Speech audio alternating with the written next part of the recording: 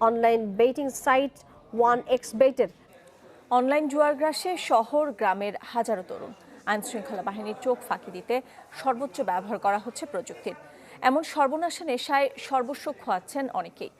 Online জুয়া চক্রের ৩ জনকে সম্প্রতি গ্রেপ্তার করেছে কাউন্টার টেররিজম ইউনিটের সাইবার ক্রাইম বিভাগ।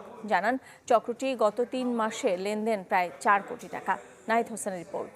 বিভাগ জুয়ার রাজ্যে যাদের পরিচয় master agent, super agent, local agent.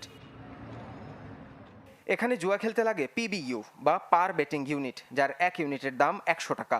ব্যবহারকারী মোবাইল ব্যাংকিংয়ের মাধ্যমে টাকা দেয় লোকাল এজেন্টকে, তার কাছ থেকে পায় মাস্টার এজেন্ট, তারপর সুপার এজেন্টের হাত হয়ে টাকা পাচার হয় দেশের বাইরে থাকা সুপার অ্যাডমিনের কাছে। ফিরতি পথে পিবিইউ পৌঁছায় ব্যবহারকারীর হাতে, শুরু হয় জুয়া। দেশের বাইরে কোনো একটা জায়গা থেকে আমরা এ পর্যন্ত খুঁজে পেয়েছি মালয়েশিয়া, সেখান থেকে একজন বাংলাদেশি মালয়েশিয়ান, সে তার এই ডোমেনের নিয়ন্ত্রক, সে সুপার অ্যাডমিন। এখন পর্যন্ত আমরা পেয়েছি ৩-৪ কোটি টাকার মতো ফাইন্যান্সিয়াল টেনশন হয়েছে। এটা গত ৩-৪ মাসে আমরা হয়তো একটা সুপার এজেন্টকে পেয়েছি বাংলাদেশে। There might have many super agents. যোগাযোগ চলে বিদেশি নাম্বারের হোয়াটসঅ্যাপে। ব্যবহারকারীদের অধিকাংশই তরুণ, ছড়িয়ে গেছে মফস্বলেও। ধরা পড়া চক্রটির ব্যবহারকারী হাজারের ওপরে, আর তাদের সুপার অ্যাডমিনের মালিকানায় আছে এমন একাধিক ওয়েবসাইট।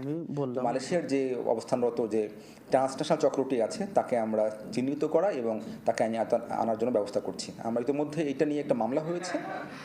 পুলিশ বলছে, অনলাইন জুয়ার নেশায় পড়ে সর্বস্ব খোয়াচ্ছেন অনেকেই। তাই আইন প্রয়োগের পাশাপাশি সচেতন হতে হবে ব্যবহারকারীদেরও।